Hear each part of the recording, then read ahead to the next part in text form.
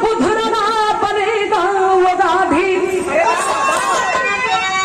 कौन रहबर बनेगा वतन का मसीहा,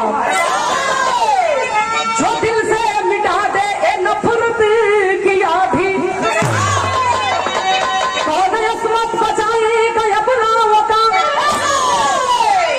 रो रही दुर्मति मरियम या सीता, हार दुष्टों की होती कहेगा तुम जोखम, आज सबकी ये धरती पर अमर जीता।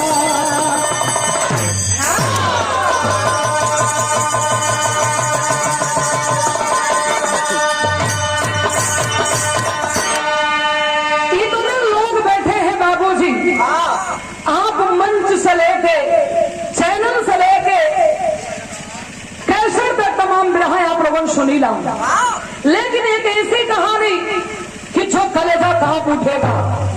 क्यों ऐसे क्यों होता है मेरे समाज में? इतने लोग क्यों मतलबी हो गए? फिर हम से एक ऐसा बात हम आप लोगों के बीच में बताने चले थे, यहाँ जितना लोग बैठे हुए सबके जिंदगी में कहीं ना कहीं ये बात लागू हो। यहाँ एक लाइन गजल का नमूना बा, कौन गजल है मास्टर?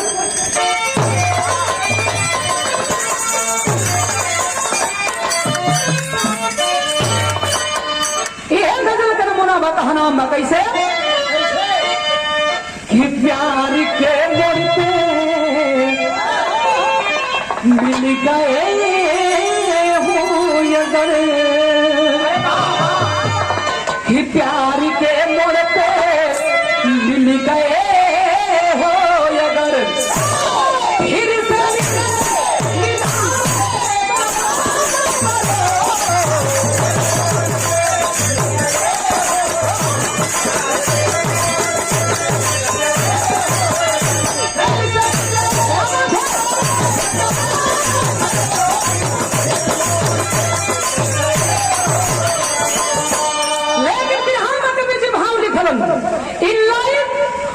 उनके बदले लिखे के पड़ल जो अपने आप के बाबू समाज के लिए और अपने लोगों के लिए कुर्बानी देते आए हैं। कहा नाम है कैसे? मिट्टी जाएगी अरे मनोता तथा मिट्टी जाएगी अरे मनोता तथा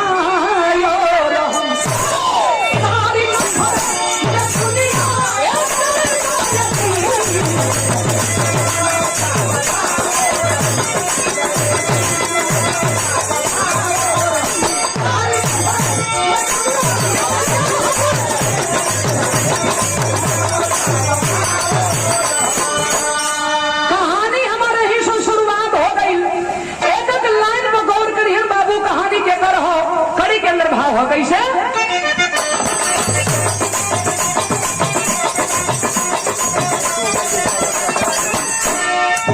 कलम का सिर की कविता बया सुधार रही, विरह की चेतना में दिल को अपने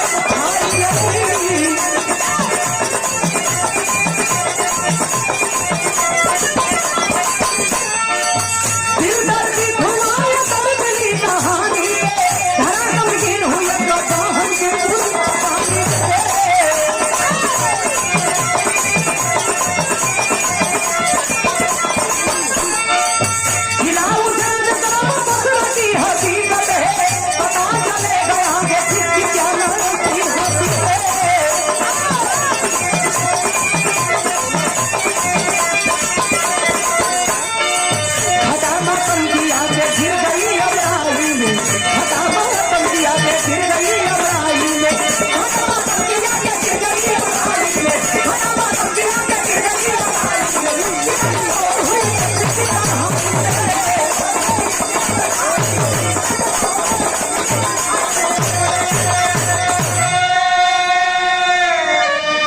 भैया बात क्या आप लोगों ने समझ ली।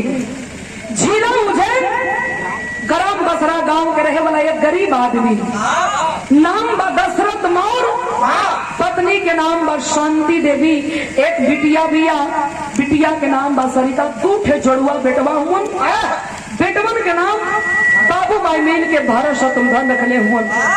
लेकिन आए है 5 परिवार की जिंदगी के सहारा कहाँ? बाबू के टूटा ही रिक्शा चढ़ा चढ़ा के दशरथ मौर बीवी बच्चों का पेट के भोजन चलाता था बाबूजी।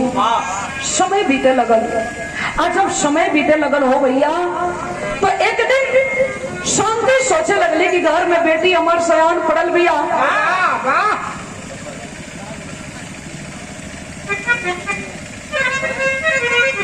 और ये संतोष यादव जी की ओर से, जिनके माध्यम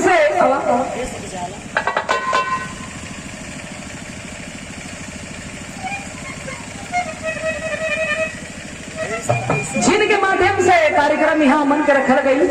यूट्यूब चैनल भी चलेला और जौनपुर में बहुत बढ़िया स्टूडियो भी भैया के यहाँ, और कलाकारों के प्रति अलग ढंग के एक स्नेह और प्यार, सुंदर पुष्पहार और ये पुरस्कार दिलम भैया के बहुत बहुत प्रणाम से। भैया लोगों के प्रणाम हो। माता रानी आपके ऊपर बराबर अपन आशीर्वाद बनौले रहा, भैया लोगों के आशीर्वाद लगे। ए भैया, शांति देवी के अगल बगल के लोग ताना मारे लगलन कि अरे शांति, गरीबन के कतनी इज्जत होले, बेटी घर में सयान रख ले हम तो ध्यान भी रखिया, अगर पैर खाला ऊंचा पड़ जी ना तो बिरादरी माफ ना करी, समाज से निकाल जाइबू। आय हाय हाय, जे करे घर में खैले के ठिकाना नहीं खे हो भैया, उस सयान बेटी के बियाह कहाँ से करी। शांति देवी के धीरे धीरे शरीर कमजोर होके लगल, दिन रात अपने आप के दोषी ठहरावे लगली।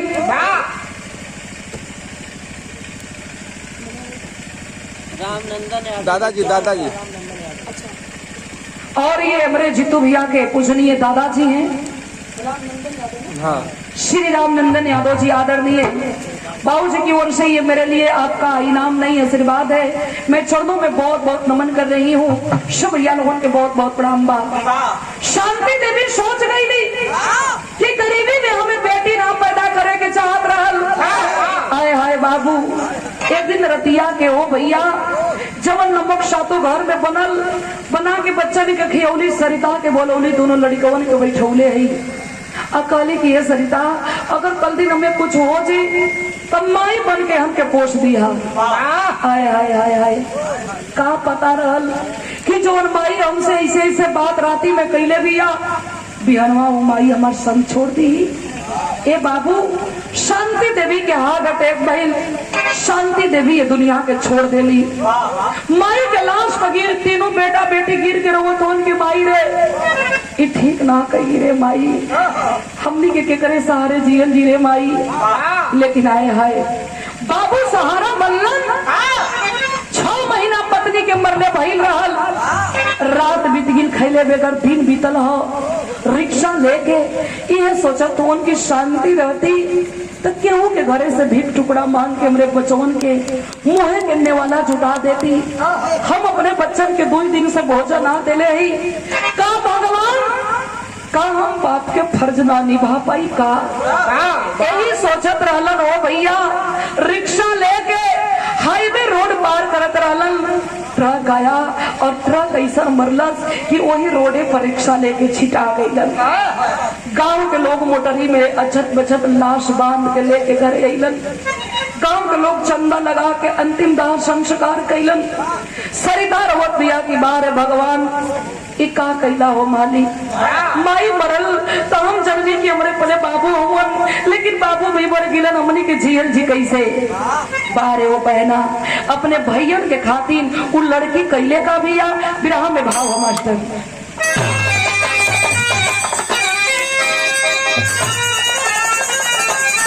यही करती है बाबू,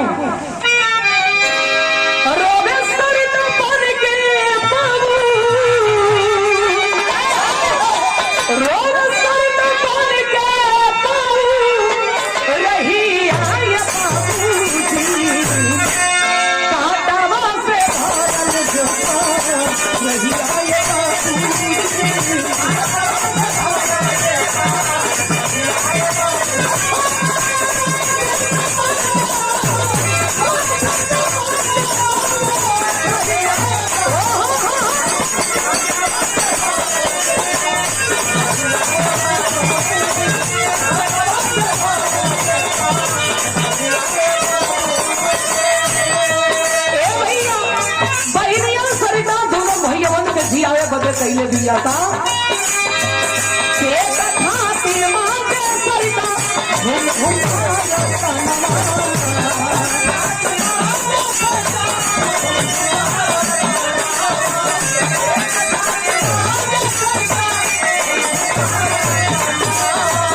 लगली बढ़ाने भारत शत्रुधन वीरनवा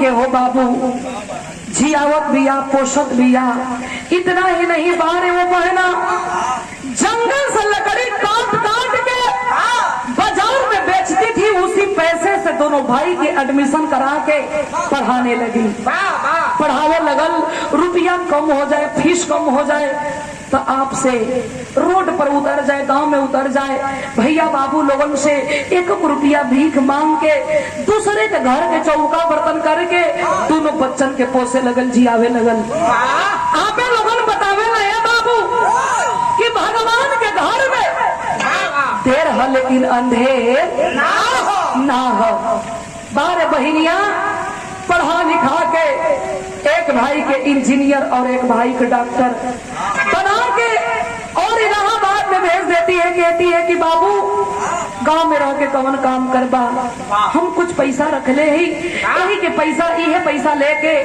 शहर में जाके कोनो बढ़िया नौकरी खोजला दोनों भाई इलाहाबाद के स्टेशन पर आते हैं और इलाहाबाद स्टेशन पर उतर के इलाहाबाद शहर में चल देते हैं बाबू जो इंजीनियर था अपना ड्यूटी ज्वाइन कर लिया जो भाई डॉक्टर था एक हॉस्पिटल में काम करने लगा समय बीतने लगी 5 साल के दिन में दोनों भाई इलाहाबाद में फर्स्ट क्लास के नई बंगला नई हॉस्पिटल नई गाड़ी नौकर चाकर इतना ही नहीं बाबू दोनों भैया अपने मन पसंद लड़की देख के शादी भी कर ले लगी 5 साल के दिन बीतल हो भैया ना बहनिया के नाम से एगो फोन ना एगो चिट्ठी ना 1 रुपया तन पे एगो फटही लुगरी बा वही लुगरी में कई जगह चप्पी पेवना लगा के किसी तरह से वो गरीब के बेटी सरिता अपन तन अपन शरीर ढकले दिया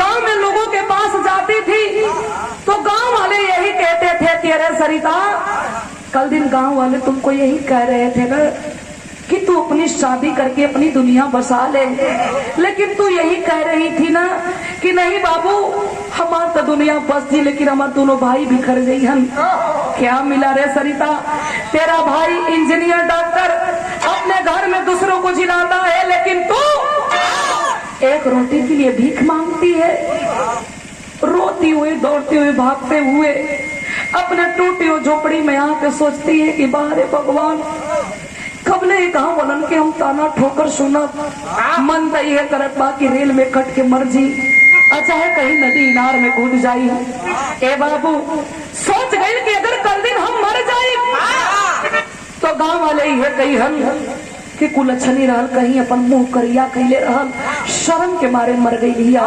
नहीं इलाहाबाद के धरती पर चलब और अपने पाइन से हम पूछब कि भैया हो हम कौन गलती कैले रही हमर कसूर का रहल कि तो लोगन हमें भुला गईला ए बाबू कोई फटही कपड़ा पहन के अब फटही लुगरी में इलाहाबाद में आई भैया तो वही का विराह में एक गीत हो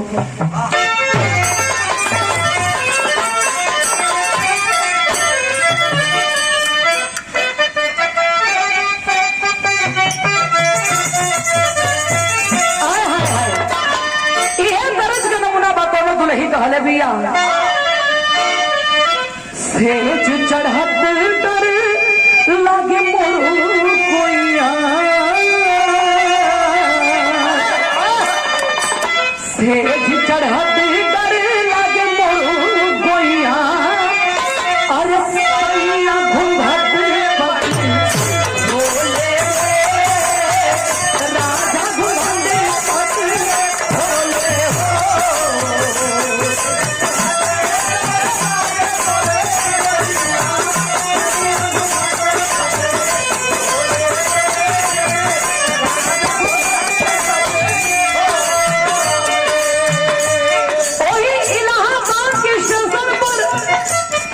लोगन के भीड़िया देख के घबराई भी हम जाई तो कहाँ जाई कौन और हमारे भैयन के घर मिली रो रही है। एक फौजी जवान ट्रेन से उतरा है, लोगों की भीड़ देखा है, पास में आया, बोला रे पागल लड़की ये क्या नाटक मचा के रखी है, बिछा चाहिए ना 500-1000 ले ले। हाथ जोड़ के और वो फौजी जवान से कहती है कि नहीं बाबू हालात मरले हो भैया, हम भीख मांगे वाली ना है। वो फौजी जवान से रो के सरिता कहती आता जेकरा के खातिर बहिन सब कुछ लूटवली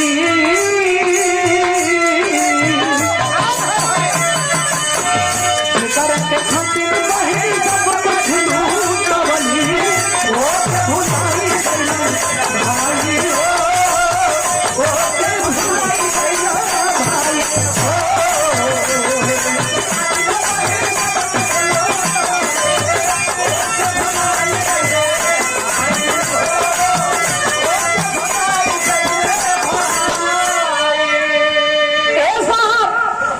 हम भीख मांगे वाली ना है ये पता ले चल के यही पतवा पर हमें पहुंचा देता। और फौजी जवान सोच गया कि हो अरे ये तो विपत्ति के मारी हुई रो रही है। लेकर आया बोला कि अरे बहना सामने वाला घर तेरा भाई के है, चली जा। हिम्मत ना पड़त बा हमार भैया इतना बड़का घर में रहे तो फटही कपड़ा में आइल बानी हमरे भैया की इज्जत चल जी, लेकिन हिम्मत बांध के दरवाजा पिटले दिया। दोनों भाई बैठ के खाना खात रहलन टेबल कुर्सी पर। दोनों दुल्हिया दरवाजा खोलले ही। सरिता कलश की ये बहिन हम बड़ा शत्रुघ्न इंजीनियर डॉक्टर के बहिन है, तनी हमारे भैया लोगों से भेंट करा दे तू। दोनों दुल्ही दरवाजा बंद कर देनी। दोनों भाई पूछत हो कि के है, कहे पता ना, एक भीख मांगे वाली बिया और कहतिया कि इंजीनियर डॉक्टर के हम वही नहीं। कलन अरे छोड़ा हटावा भगा ना कोनो होई। रोवे लगल कि ना हो भैया हम भीख मांगे वाली ना ही बाबू, हम तो हर बहन सरिता ही भैया। ओए सरिता ही माई मरल तो माई बन गई नी, हाँ बाबू मरलन तो बाबू बन गई नी हो भैया, हम भीख मांगे वाली ना है। दोनों भाई आते हैं और पैर में गिर के माफी मांगने लगे कि सरिता मुझे माफ कर दे रे बहना, अब तुम कहीं नहीं जाएगी, अपने भाई के पास बड़े वाले घर में इलाहाबाद में रहेगी। समय बीते लगल। आज जब समय बीते लगल हो बाबू, तो ये महीना के दिन तो बीतल रहल। जवन दोनों दुल्हिया रहनी, एक माई के शक दोनों जड़ुआ बहिन रहनी, आपस में दोनों सौजा कैली कि आज शाम के फैसला हो के रही कि ये घर में तो हर बहिन रही ना, तो हमने के दोनों बहिन रहल जी। हाय हाय हाय बाबू, दोनों भैयावन से लगनी कहे कि तोहार बहिना ई भीख मांगे वाली है। हमन के रिश्तेदार हमन के दोस्त आवेलन तो कहे में शर्म लगेला कि हमनी कहीं ननद लगी। आय हाय बाबू, अतना बात जब दोनों भाई सुनले हुवन तब मेहरारू के बतिया सुन के दोनों भैयावा कहत हुवन, अरे भाग जाओ नीच मेरे बंगले से, भाग जाओ नीच मेरे बंगले से, तुम बहन नहीं हो नागन हो, अरे तुम तो एक बेस्या बनकर आई हो, मेरा दूषित हो गया आगन है। अरे सरिता तो हमार बहिना, तुम बेस्या हो, भीख मांगने वाली भिखारन हो, नागन हो, अरे जा दिन से तोर कदम हमरे घर में पड़ल ना, ई घरवा अंगनवा हमार पाप में डूब गई हो।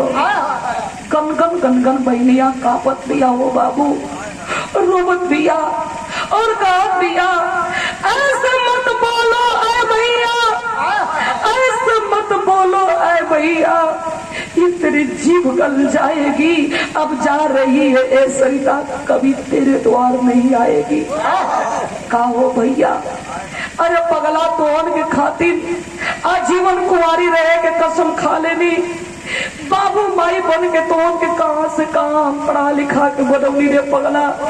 हम दो दिन उपास करी लेकिन तोहन के मुंह को सुखा ना देनी। आज ही मेहरारू के बात में पढ़ के अपने बहन के तू बेसिया बनावत हुए, तब ले ये भैया छपट के एगो दुलही झोटा पकड़ल सो, एगो दुलही हाथवा पकड़ के गारवा में से घींचत ठिठिरत घिसेटत ले जाके दुआरिया पर ढकेल देली। और जब ढकेल ही मुँहे के बगल गिरल लिया, खलस की भैया हो हम जाते लेकिन एक बात हमार सुन लेता। कहले का ही बड़ा लगा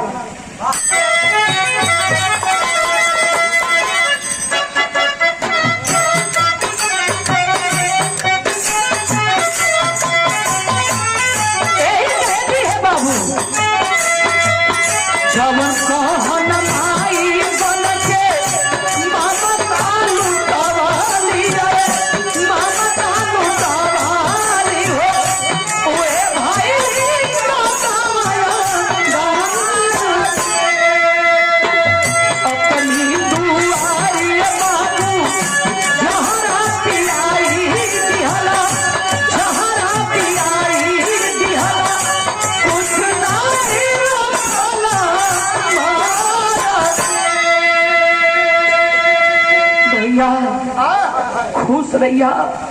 अब जात वाली जंगल के रास्ता पकड़ के चल देती है।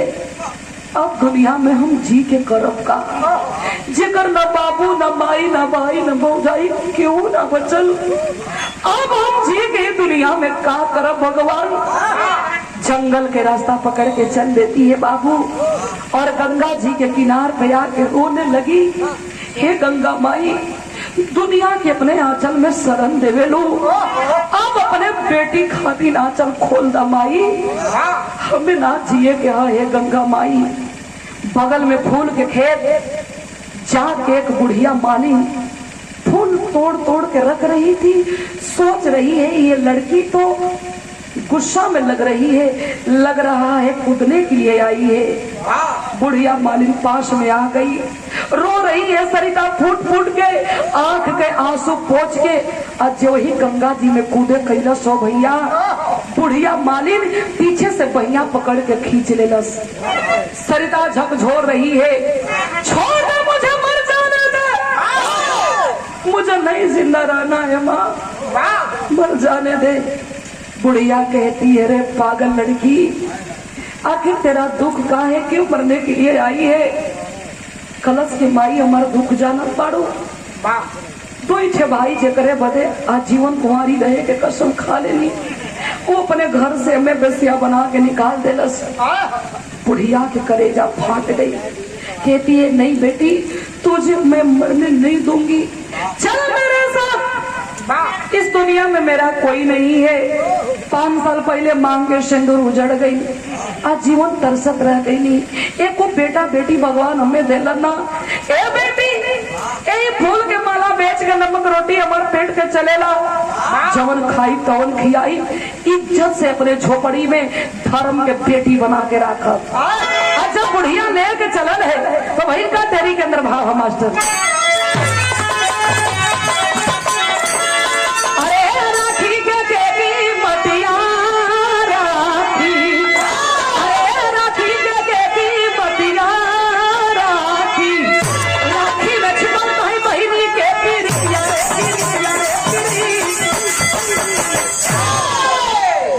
ए भैया एहन के बात छोड़ दा, दोनों भैया मनौती मन ले रहलन। एकादशी वाले दिन के जब नहाए गई रहलन, तब मनौती मान के आई रहलन कि हे गंगा माई, अगर हमरे दुल्ही के कखे बेटवा दे देबू तो हे यार पार के मला चढ़ाई। माई के सिर दिन बाद से दोनों दुल्ही के आंचल में तो बेटा खेले लगलन, बड़ा खुशी है। आज दोनों दुल्हिया दोनों भैया दोनों अपने बेटुआ के लेके यही आंचल में समेट के लेके चलल हुवन गंगा माई के आर पार के माला चढ़ावे। तो वही का पहपड़ के अंदर भाव हमारे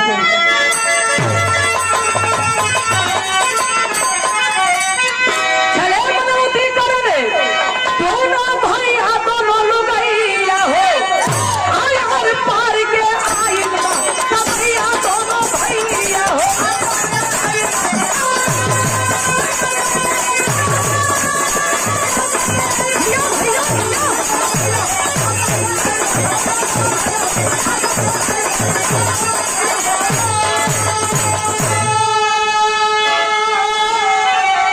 अरे संगवा में रहले दोनों बाबू दोनों माई हो आ गोदिया में हीरा मोती रहला हारा साई हो सजली फूल से पावन गंगा मैया दोनों भैया हो आ तबल पलटी मुरले बोटे आ नैया दोनों भैया हो। आय हाय हाय हाय गंगा जी के आर पार के मरा चढ़ा के नौका पर बैठ के सैर करत हुन बीच दरिया में जाकर नैया पलट गई। एक मलाह हाथ खींच खींच के अपने नौका पर कैलन हो बाबू दोनों माई तब मिल गई। लेकिन बड़ा भूख प्यास के दोनों बेटवा रहलन, कहाँ हाथ से छुटलन, कहाँ गंगा जी में हेरैलन, छानबीन होते रह गई लेकिन बेटन के लाश तक ना मिलल। एक बाबू कैसे तो कहल जला कि इंसान के लाठी में आवाज होला, भगवान के जब लाठी चलेला तो ओमे तो आवाज ना होकर लेकिन ओकर चोट बहुत गहरी होला। चारों रोवत हुवन तो भइल का आल्हा के अंदर भाव हो।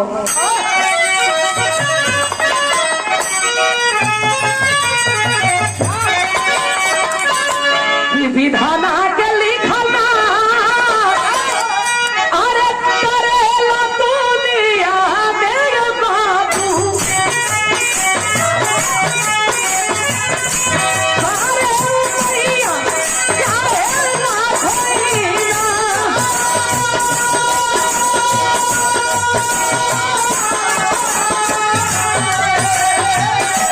मरिए देखे राम नहीं उनका कोई के मारी बाबू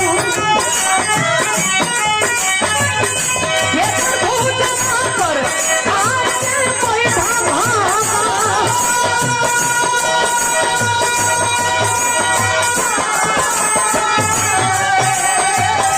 बहल जाए सुबह सुनो लक्ष्मी तुम्हारा बाबू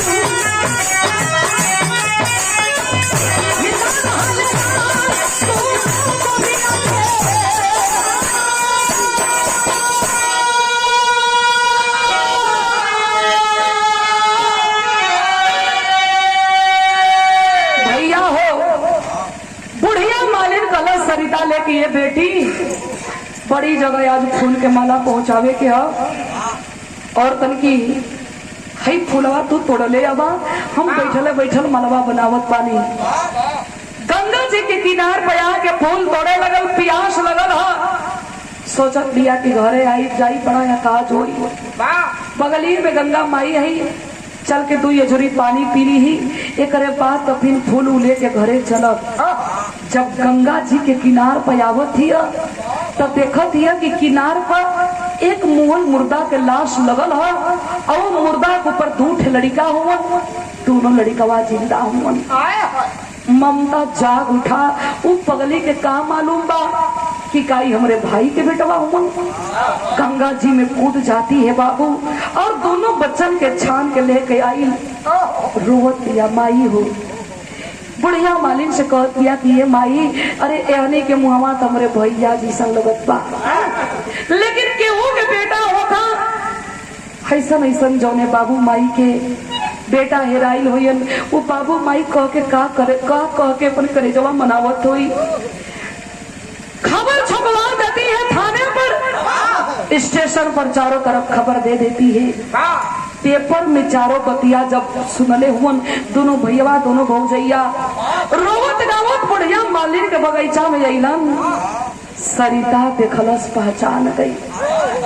सरिता तो पहचान गिल कि हमार भैया भौजी हुन, लेकिन वो चारों ना पहचानलन कि हमार बहनिया सरिता है।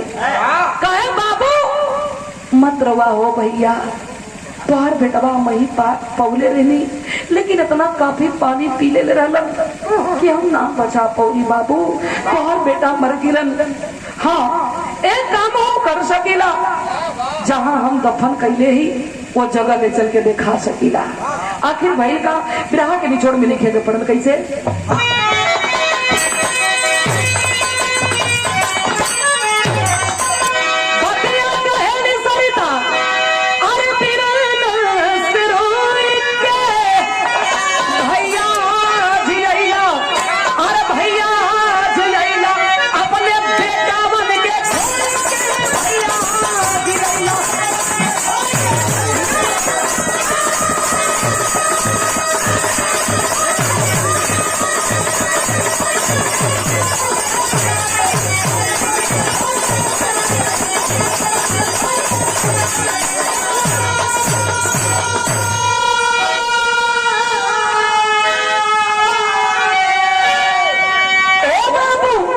लड़का कहे के मरे जा हो, टूटही हो झपड़िया में खिया पिया के सुतौले रहल।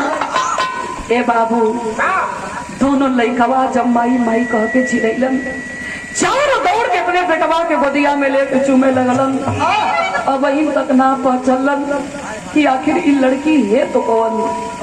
जब जाए लगलन, सरिता अपने आप के जरूर पत्थर के बनाई थी बाबू, लेकिन इतने लोग बैठे हैं, आप अपने कलेजे पर हाथ रख कर सोचिए कौन ऐसा कलेजा होगा कि जो मान जाएगा बाबू। रोवे लगन कलश का हो भैया, हमके पहचाने में इतना देरी कैला। अरे हम कोनो दूसर ना बनी हो, हम तो हर बहन सरिता बानी बाबू।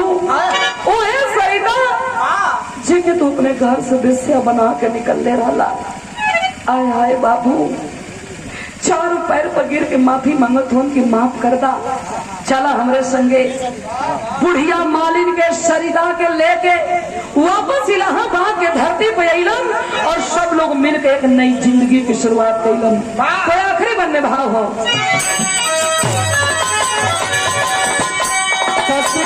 के दुनिया है पर मतलब किया काशी पुल्लू की दुनिया और कैसे होता राखी के मतिया राखी कभी चौथन के अनुपम राखी